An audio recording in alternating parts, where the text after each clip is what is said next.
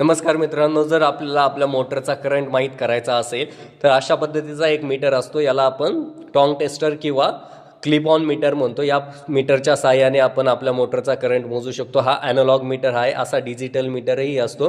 बघू शकता याचा नॉब मी 6 एम्पियरवर सेट केला आहे. आपण 15वरही सेट करू शकतो आपल्या मोटरच्या रेटिंगनुसार. सर्वात पहिले आपल्याला काय करायचं आहे, आपली मोटर चालू करायची आहे.